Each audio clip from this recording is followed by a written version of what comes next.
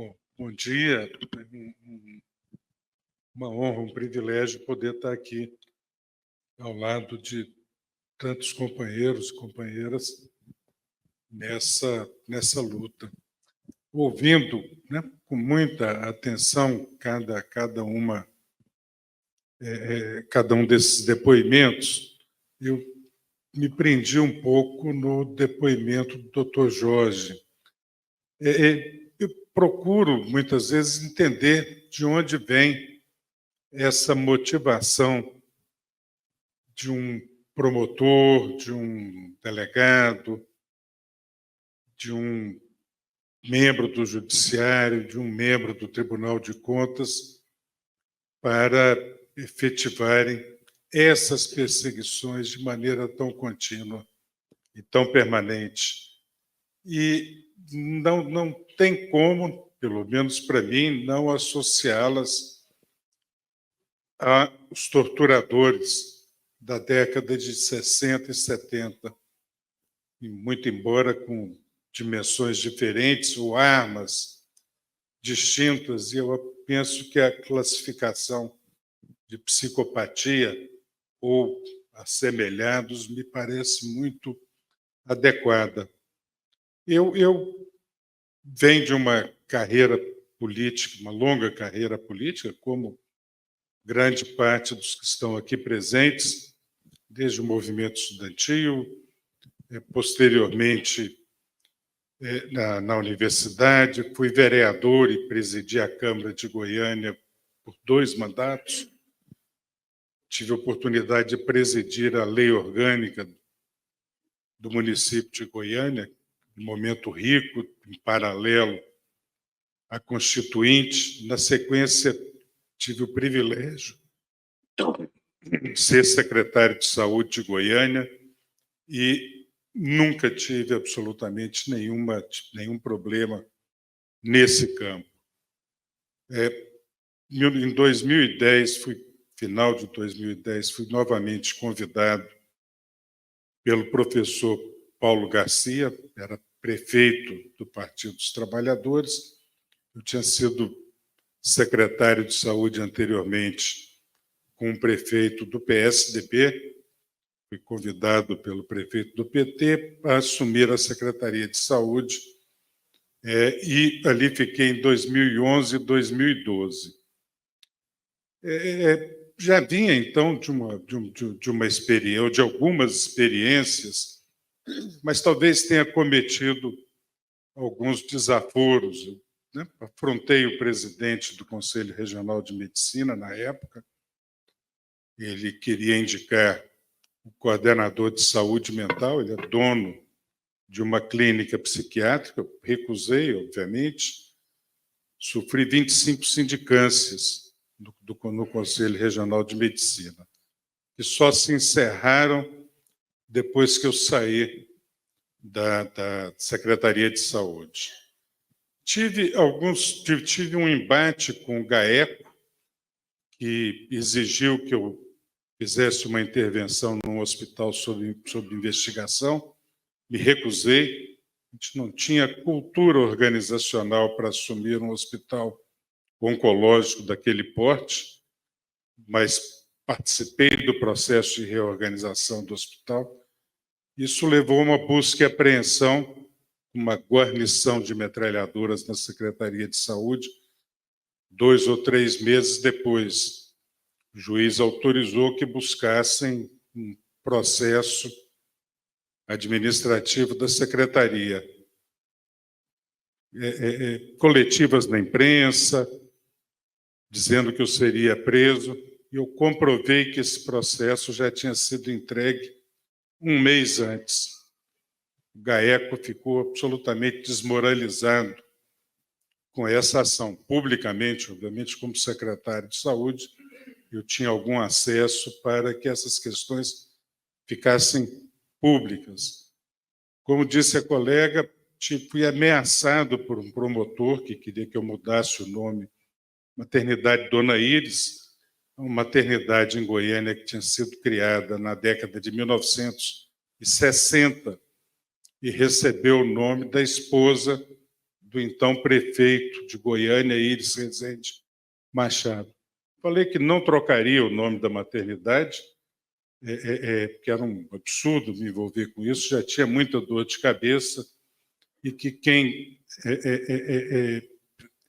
era responsável por nome de instituições públicas não era o secretário de Saúde, era a Câmara de Vereadores, que ele fosse pleitear isso junto à Câmara de Vereadores. Fui ameaçado por ele, ele falou, olha, não tem problema não, assina aqui a notificação, que essa estrutura toda, daqui a pouco o senhor não é mais secretário, e essa estrutura toda aqui é para tocar processo, ou seja, vou te perseguir depois que você saiu. E realmente perseguiu, numa articulação com o Tribunal de Contas, todos os processos administrativos da Secretaria de Saúde. Imaginem o porte de uma Secretaria de Saúde de uma capital como Goiânia e com a importância que tem regional e nacional. Foram quase 1.400 processos, resultaram. É impossível se defender, né? Isso é uma tarefa da Secretaria, mas foram para o meu CPF. Fui condenado ali pelo TCM, mais ou menos, pouco mais de 100 processos administrativos. Valores da época eu teria que restituir, somando todas essas multas, em torno de R$70 mil, e teria que reembolsar. Eles separam o que era essa restituição de multas e reembolso de quase R$80 milhões durante esses 2 anos por questões administrativas. Isso, obviamente, gerou títulos executivos e assim por diante, e gerou uma série de processos judiciais. Tenho ganho todos os processos, alguns já transitaram em julgado, mas os processos fui julgado 16 ou 17 vezes pela Justiça Comum, sob acusações diversas, ganhei todos esses processos. Quando eu voltei para a Universidade Federal, fui objeto de 3 inquéritos do Ministério Público Federal. Na época, dirigia o Ministério Público Federal doutor Ailton Benedito, que veio servir o Ministério Público Federal anterior aqui em Brasília. Esse inquérito foi aberto no Ministério Público Federal com uma denúncia. Olha, os professores do Departamento de Saúde Coletiva as palavras são essas, têm um padrão de vida incompatível com a sua renda e viajam para o exterior. Acho que vocês deviam investigar. Assinado, CPF, não sei o quê. Isso gerou 2 anos de inquérito. Ao final, imagina o inferno que isso causa na vida de um professor na universidade. Ao final, eles tiveram que reconhecer que não existia absolutamente nada que pudesse comprometer. Eu sempre vivi do meu salário de professor, não tenho nenhuma reclamação com relação a isso, vivo de forma confortável, estou satisfeito com o que eu ganho, não preciso de mais do que isso. Bom, mas como não encontraram nada, abriram um outro inquérito. Olha, o professor Elias Rassi foi secretário de saúde, deve ter recebido o salário de secretário e de professor em duplicidade. Abra-se outro inquérito. Mais 1 ano e meio de inquérito no Ministério Público Federal, encerrado por falta de provas. Agora, pasmem com a denúncia inicial. Finalizado esses inquéritos, depois de uma infinidade de problemas e transtornos, a escrivã do Ministério Público Federal, no encerramento para enviar para o Conselho que encerra esses processos, faz uma certidão. O fulano de tal que fez a denúncia lá não existe, CPF não existe, pessoa não existe e não tem nenhum registro dessa pessoa. Imaginem, né?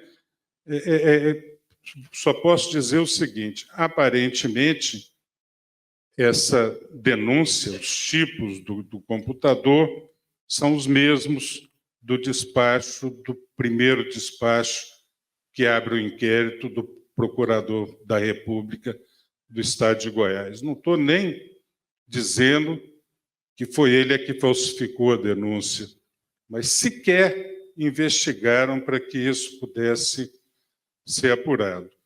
Eu ainda respondo a alguns processos, já se vão 12 anos de transtorno, pago um escritório de advocacia todos os meses, eu tiro do meu salário. Obviamente que tem uma amizade política com esse escritório, eles me cobram R$1.000 por mês para ter essa defesa nesse volume enorme de processos.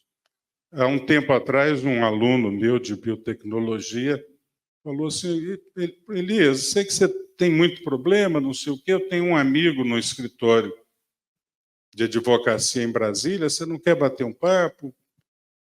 Fui conversar, fizemos uma reunião, o dono do escritório tinha sido procurador-geral da República, e ao final, depois de algumas semanas, ele me apresentou um orçamento em valores da época de 3.500.000 para fazer a minha defesa.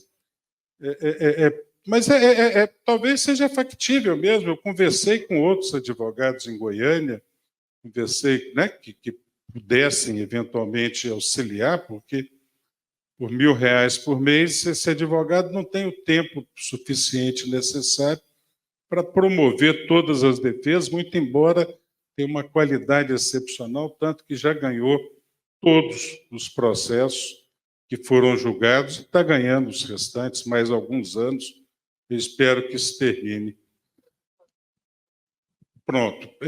Eu vou concluir, não sei mais do que falar com relação a isso, mas acho que a gente precisa compreender um pouco essa natureza dessas perseguições com o uso da máquina pública, se a gente não deveria pensar num caminho como o da Tortura Nunca Mais, da Comissão de Justiça e Paz, e fazer, né, um livro com o nome dessas pessoas, obviamente com todo cuidado, com toda atenção, né, para que a gente não cometa também as mesmas injustiças que eles cometeram, mas a gente precisa começar a constranger esse setor da nossa sociedade que sempre funcionou de forma tão autônoma, independente e muito arbitrária. A falta de justiça no Brasil não começou com a gente, e ela está presente no nosso judiciário, ela está presente no nosso